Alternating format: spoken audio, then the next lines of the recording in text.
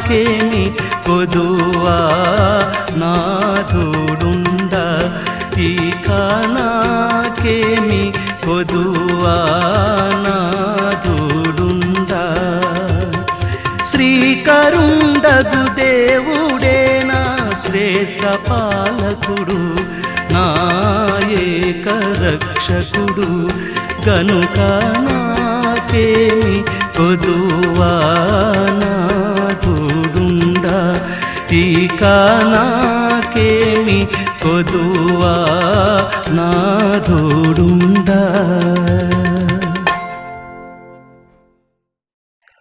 దేవుని ఘనమైన పరిశుద్ధమైన నామమునకు మహిమా ఘనత ప్రభావం కలుగాక. ప్రభువైన యేసుక్రీస్తు నామములో మీ అందరికీ శుభాలు వందనాలు తెలియపరుస్తున్నా. ప్రియదేవుని బిడ్డలారా, మీరందరూ కూడా క్షేమంగా ఉన్నారా? ప్రభు దయను బట్టి కృపను బట్టి మీరందరూ సుఖముగా క్షేమంగా ఉన్నారని సంతోషంగా ఉన్నారని తలంచుతూ ప్రభు నామాన్ని గణపరుస్తూ ఉన్నాం. అనుదినము దేవుడు తన యొక్క వాత్సల్యతను, తన యొక్క దయను, తన యొక్క కృపను మన మీద అనుగ్రహిస్తున్న విధానం బట్టి ప్రభువుకి మనం ఎంతగానో కృతజ్ఞతాస్తుతులు చెల్లించవలసిన వారమై ఉన్నాం. దేవుని యొక్క లేఖన భాగాన్ని ధ్యానం చేసుకుందాం. పరిశుద్ధ బైబిల్ గ్రంథంలో నుంచి మత్తయి సువార్త 19వ అధ్యాయం 27వ వచనాన్ని చదువుకుందాం. మత్తయి సువార్త 19వ అధ్యాయం 27వ వచనం. పేతురు, ఇదిగో మేము సమస్తమును విడిచిపెట్టి నిన్ను వెంబడించితిమే గనుక మాకేమి దొరుకునని ఆయనను అడగగా. నేటి దినమును మనం ధ్యానం చేస్తున్నటువంటి అంశము మాకేమి దొరుకును, మాకేమి దొరుకును. ఈ రోజున మనిషి లాభం లేకోకుండా ఏది చేయటానికి ఇష్టపడలేదు. ఏదైనా లాభం ఉంటేనే ఏ పైనైనా చేయటానికి సిద్ధపడుతూ ఉన్నాడు. ఇక్కడ పేతురు మాట్లాడుతున్నటువంటి మాట, మేము సమస్తాన్ని విడిచిపెట్టి నిన్ను వెంబడించితమే గనుక మాకేమీ దొరుకును. అప్పటికి వెంబడిస్తూ ఉన్నారు. వెంబడించాలనేటువంటి ఆలోచన పేతురికి వస్తుంది. అయితే మరి ఏంటి ప్రతిఫలం అని పేతురు అడిగిన ప్రశ్నకు ఏమేమి లాభం దొరుకుతుందో, ఏమేమి ప్రతిఫలాలు ప్రభువుని వెంబడించినందుకు ప్రభు ఇవ్వబోతున్నాడో అవన్నీ తెలుసుకోవాలనేటువంటి ఒక ఆలోచన పేతురు కలిగినప్పుడు దానికి సమాధానం ప్రభు ఇస్తూ ఉన్నాడు. నిజంగా దేవుణ్ణి విడిచిపెడితే, దేవుణ్ణి విడిచిపెట్టి లోకాన్ని వెతుకుతూ ఉన్నారు చాలామంది. అయితే లోకములో ఉన్న ఆనందము అది తాత్కాలికము, లోకములో ఉన్నటువంటి సంతోషము అది తాత్కాలికము. కానీ ప్రభు కొరకు లోకములో ఉన్న వాటిని విడిచిపెట్టి దేవుణ్ణి వెంబడిస్తే, పరిపూర్ణంగా ఆయన త్రోవలో నడిస్తే ఎంతో ఆనందము, ఎంతో సంతోషము, ఎన్నో ఆశీర్వాదాలు దీవెనలు కలుగుతాయి. మరి ఇక్కడ పేతురు గురించి మనం జ్ఞాపకం చేసుకున్నట్లయితే, సమస్తాన్ని విడిచిపెట్టి నిన్ను వెంబడించితే మాకేమి దొరుకును. ఎవరైనాను క్రీస్తు కొరకు ఈ లోకంలో ఉన్న పాపాన్ని కానీ, ఈ లోకంలో ఉన్న లోకాశలు కానీ, ఈ లోకంలో ఉన్న సమస్తాన్ని విడిచిపెట్టి ప్రభువుని వెంబడిస్తే వారికి కలిగేటువంటి మేలులు అనేకములు. మొదటిగా ఎలాంటి మేలులు కలుగుతాయి అని మనం లేఖనాలను గమనించినప్పుడు పేతురు రాసిన మొదటి పత్రిక 2వ అధ్యాయము 9వ వచనంలో మనం చూస్తే 2వ భాగంలో, ఏర్పరచబడిన వంశమును, రాజులైన యాజక సమూహమును, పరిశుద్ధ జనమును, దేవుని సొత్తైన ప్రజలై ఉన్నారు. దేవుని కోసం ఈ లోకంలో ఉన్న వాటిని విడిచిపెట్టి వెంబడించేవారు వాళ్ళు ఏం చేయబడిన వారంటే, దే ఆర్ చూజన్ పీపుల్. వారు ఏర్పరచబడినటువంటి వారు, వారు ఏర్పరచబడినటువంటి వారు. ఏర్పరచబడిన వంశమును, రాజులైన యాజక సమూహము, యాజక సమూహం, రాజులైన యాజక సమూహము. ఒక రాజుకి ఎలాంటి హోదా దక్కుతుంది లోకంలో, ఎలాంటి కీర్తి ప్రతిష్టలు దక్కుతాయి, అలాగే ఒక యాజకుడికి ఎలాంటి హోదా, ఎలాంటి ఖ్యాతి దక్కుతుంది. అయితే దేవుని యొక్క రాజ్యములు వారు యాజక సమూహముగా ఉంటారు. రాజులైన యాజక సమూహము, ఈ మాట రాయల్ అంబాసిడర్స్. కనుక దేవుని యొక్క రాజ్యములో ఆత్మీయ రాజ్యాధికారం ఇవ్వబడుతుంది. ఆత్మీయ రాజ్యాధికారం ఇవ్వబడుతుంది.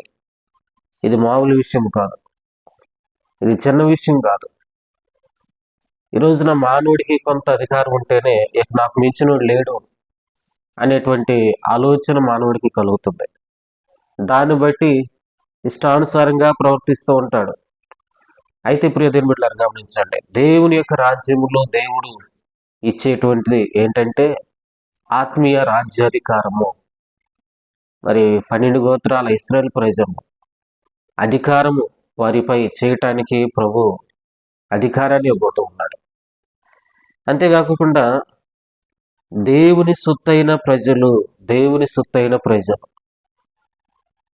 అసలు దేవుని బిడ్డలకు ఎలాంటి హోదా దక్కుతుందంటే అది ఈ లోకంలో ఉన్న వాటిని దేంతో కూడా పోల్చలేం. ఒక మినిస్టర్ స్థాయి కంటే, ఒక ప్రైమ్ మినిస్టర్ స్థాయి కంటే ఉన్నతమైనటువంటి హోదా మరి ప్రభు పట్ల దేవుడు మనకి ఇవ్వబోతూ ఉన్నాడు. కనుక మొదటగా రాజ్యాధికారము దేవుడు ఇవ్వబోతూ ఉన్నాడు. ఎందుకంటే ఆయన ఎవరు, రాజ్యాధికారాన్ని ఇచ్చేది ఎవరు, అసలు ఆయనకు ఉన్నటువంటి స్థితిగతులు ఏంటి అని మనం ఆలోచన చేస్తే తిమోతి రాసిన మొదటి పత్రిక 6వ అధ్యాయము 15వ వచనంలో శ్రీమంతుడును అద్వితీయునగు సర్వాధిపతి యుద్ధకాలమందు ఆ ప్రత్యక్షతను కనపరచును. ఆ సర్వాధిపతి రాజులకు రాజును ప్రభువులకు ప్రభువునై ఉన్నాడు. క్రీస్తు తన అధికారము తన ప్రజలకు ఇవ్వబోతూ ఉన్నాడు. అసలు క్రీస్తు ఎవరు? ఆయన సర్వాధిపతి, సమస్తం మీద అధికారం కలిగినటువంటి వాడు, అధిపతిగా ఉన్నటువంటి దేవుడు, సమస్తం మీద అధికారం కలిగినటువంటి దేవుడు. అంటే ఈయన ఎవరంటే రాజులకు రాజు, ప్రభువులకు ప్రభువు.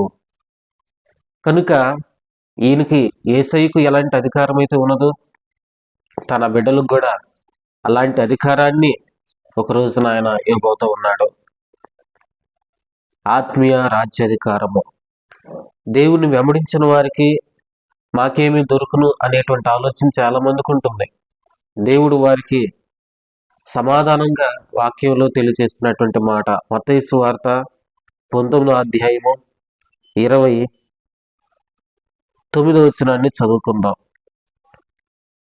నా నామము నిమిత్తము అనాథములైనను, అకాచెల్రలైనను, తండ్రినైనను, తల్లినైనను, పిల్లనైనను, భూములైనను, ఇండ్లైనను విడిచిపెట్టి నా ప్రతివాడును 100 రెట్లు పొందును, ఇదిగాక నిత్య జీవమును స్వతంత్రించుకును. కనుక మానవుడు తాత్కాలికమైనటువంటి మేలుల కొరకు, ఆశీర్వాదాల కొరకు, లబ్ధి కొరకు పరిగెడుతూ ఉన్నాడు. కానీ దేవుని కొరకు సమస్తాన్ని విడిచిపెడితే, దేవుని కొరకు ఏదైతే అడ్డుగా ఆటంకాలు ఉంటున్నాయో వాటిని విడిచిపెడితే దేవుడు ఏమిస్తాడంట? నిత్య జీవాన్ని, 100 రెట్లు అధికమైనటువంటి దీవెనలు, 100 రెట్లు అధికమైనటువంటి దీవెనలు దేవుడు ఇస్తా ఉన్నాడు. కనుక ఇక్కడ మనం చూస్తే 2 అంతల ప్రతిఫలము, వాక్యంలో చెప్పబడిన మాట 100 అంతల ప్రతిఫలము, 100 రెట్లు పొందము. ఎంతటి గొప్ప దీవెన, ఆశీర్వాదము!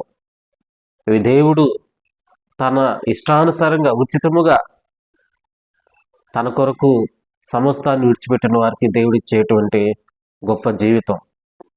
బైబిల్ గ్రంథంలో మనకి యోబు అనేటువంటి వ్యక్తి గురించి మనం చాలాసార్లు వింటూ ఉంటాం. యోబు మరి దేవుని కొరకు సమస్తాన్ని విడిచిపెట్టేశాడు. వేటి మీద తన మనసు పెట్టుకోలేదు, కానీ తన ఆలోచన, తన మనసు, తన ఉద్దేశాలన్నీ కూడా, తన తపనంతా కూడా దేవుని మీదే. నా దేవుడు, నా దేవుడు అనేటువంటి విధానంలోనే మరి యోబు జీవించాడు. కొన్ని సందర్భాల్లో తన జీవితంలో ఎదురైనటువంటి ఆ పరీక్షలు, ఆ శోధనలు అన్నీ కూడా మరి ఎదురవుతూ ఉన్నప్పుడు తాను ఎలాంటి విషయంలో లెక్క చేయలేదు. ఇవన్నీ మరి రావటానికి గల కారణం దేవుడు నన్ను పరీక్షిస్తున్నాడు అనుకున్నాడు. ఆ పరీక్షలో నిలబడ్డాడు. మరి ఎన్ని ఆటంకాలు వచ్చినా, ఎన్ని శ్రమలు వచ్చినా ప్రభువుని మాత్రం విడిచిపెట్టలేదు. అయితే యోబు సమస్తాన్ని విడిచిపెడితే మాకేమి దొరుకుననేటువంటి ప్రశ్న యోబు ఏలేదు. కానీ దేవుని మీదే ఆధారపడ్డాడు. దేవుడే నా శరణ్యం అనుకున్నాడు. దేవుడే నా సమస్తము అనుకున్నాడు. దేవుని కొరకు దేనినైనా భరించుటకు ఆయన సిద్ధపడ్డాడు.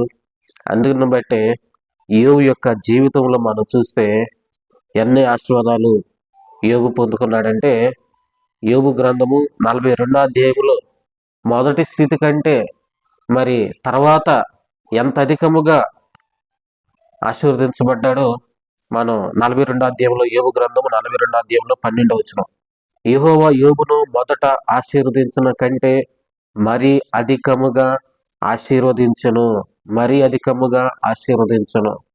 మొదట ఉన్న స్థితి కంటే మరీ అధికముగా యోబును ఆశీర్వదించాడు. చూడండి ఎంత గొప్ప దీవెన. కనుక మనము ప్రభువుని ఏ రీతిగా ఆయన వెంబడించాలంటే, ఈ లోకంలో ప్రభువుని వెంబడించడానికి ఏదైతే అడ్డుగా ఆటంకాలు ఉంటున్నాయో అన్నీ కూడా విడిచిపెట్టి ప్రభువుని మనం వెంబడించాలి. అప్పుడే అధికమైనటువంటి మీరు అంటే రెండంతల ఆశీర్వాదము, ప్రతిఫలము అది ఈ లోకంలో కూడా దేవుడు ఇస్తాడు. పరలోకంలో దేవుడు నిత్య జీవాన్ని ఇస్తాడు. పరలోకంలో దేవుడు ఆత్మీయ అధికారాన్ని ఇస్తాడు. ఈ లోకంలో మరి ఉన్నతమైనటువంటి దీవెనలు ప్రభు అనుగ్రహిస్తాడు. కనుక మరి ఇటు దీవెనలు, ఇటు ఆశీర్వాదాలు ఎవరికి దక్కుతాయి అంటే, దేవుని కొరకు మరి ఏదైతే అడ్డుగా పాపాలు ఎదురవుతున్నాయో, దేవుని వెంబడించడానికి ఏవైతే ఎదురవుతున్నాయో వాటన్నిటిని విడిచిపెట్టి ప్రభు కొరకు ఈ లోకంలో ఉన్న వాటిని, ఎదురయ్యే వాటిని, నీ ఆత్మీయ జీవితానికి ఏదైతే అడ్డుగా ఉంటుందో వాటిని విడిచిపెట్టి మరి ప్రభువును వెంబడిస్తే గనుక నిత్య జీవము, ఆశీర్వాదము, ఆత్మీయ అధికారము, ఇంకా ఉన్నతమైనటువంటి ఆశీర్వాదాలు దేవుడు నీకు అనుగ్రహిస్తాడు. కనుక ప్రభువుని వెంబడిస్తే మాకేం దొరుకుతుంది, ఏం దొరకదు అనేటువంటి అపోహ అపవాది ద్వారా కలుగుతుంది. ప్రభుని వెంబడిస్తే ఏం దొరకదు, ప్రభుని కలిగి ఉంటే ఉపయోగం ఏమి లేదు అనుకుంటున్నావా? ఈ రోజున దేవుడు వాక్యం ద్వారా ఏదైతే తెలియజేశాడో అవన్నీ నీ కోసమే. దేవుడు ఆదాముని సృజించిన తర్వాత తను బ్రతకటానికి ఏమి సిద్ధపరచలేదా? ఈ లోకంలో ఉన్నవన్నీ ఏమేమి కావాలో ఆదాముని సృజించే దానికంటే ముందుగానే అన్నిటిని సృజించి పెట్టాడు, అన్నిటినీ సిద్ధపరిచాడు. ఆ తర్వాతే దేవుడు ఆదామును సృజించాడు. కనుక ప్రేమ కలిగిన దేవుడు నీ కోసము సమస్తాన్ని సిద్ధపరిచాడు. పరలోకంలో నీ కొరకు ప్రతి ఆశీర్వాదాన్ని, ప్రతి మేలును, ప్రతి దీవెనను దేవుడు సిద్ధపరిచాడు. కనుక దేవుని వెంబడించిన వారికి ఉన్నతమైన మేలులు ఉన్నాయి, ఉన్నతమైన ఆశీర్వాదాలు ఉన్నాయి, గొప్ప జీవితము, సంతోషకరమైనటువంటి జీవితము ప్రభు ఆయన అయ్యబోతూ ఉన్నారు. ఇటు మాటలను విశ్వసించి అంగీకరించి దేవుని యొక్క మాటలను హృదయములో ధ్యానిస్తూ ప్రభు కొరకు నమ్మకంగా జీవించడానికి అటు కృపా సమాధానాలు దేవుడు మెండుగా మీకు దయచేయను గాక. ఆమేన్. ప్రార్థన చేస్తున్నాం. పరిశుద్ధుడా, మీ కొందనాలనైనా ఇంతవరకు నీ మాటల ద్వారా హెచ్చరిక చేసిన మాటలను బట్టి మీకు స్తోత్రాలు. నాయన, సమస్తాన్ని విడిచిపెట్టి మిమ్మల్ని వెంబడిస్తే ఏం దొరుకుతుందో దేవా, రాజ్యాధికారం ఇవ్వబడుతుందని, అలాగే రెండంతల ఆశీర్వాదాలు, ప్రతిఫలాలు, నిత్య జీవము, ఈ లోకంలో సంతోషకరమైనటువంటి జీవితము ఇవ్వబడుతుందని మీరు జ్ఞాపకం చేశారు. కనుక ఇటు వాటన్నిటిని కూడా నిబిడలు పొందుకోవడానికి కృపనిచ్చి సహాయం చేయండి. నాయన, ఎదురవుతున్నటువంటి ప్రతి శోధనలను, అడ్డులను నాయన భరయిస్తూ మీ కృప చేత వాటన్నిటిలో నుంచి దాటుకుంటూ నీ కొరకు నమ్మకంగా విశ్వాసం కలిగి జీవించే కృప దయచేయండి. మరి విశేషంగా ఎవరెవరు ఎలాంటి అవసరాలు కలిగి ఉన్నారో, ఎవరెవరు ఎలాంటి అవసరాల నిమిత్తమై నాయన నేను వేడుకుంటూ ప్రార్థిస్తున్నారో అటు వారందరికీ మీరు సహాయం చేయండి. ఈ రోజు అంతా కూడా ఎలాంటి ఆటంకాలు ఎదురవకుండా, ఒకవేళ నాయన ఎదురవుతున్నాను అటు వాటన్నిటిలో నేను దాటినట్లుగా నీ కృపను అనుగ్రహించమని, దినదేవులతో వీలుతో నింపమని యేసయ్య దివ్యమైన నామములో ప్రార్థించు నా తండ్రి. ఆమె తండ్రి, కుమార, పరిశుద్ధాత్మ త్రియేకదైన దేవుడు ఆయన కృపా సమాధానాలు తోడుగా ఉంచి నడిపించుగాక. ఆమె వందనాలని. God bless you all.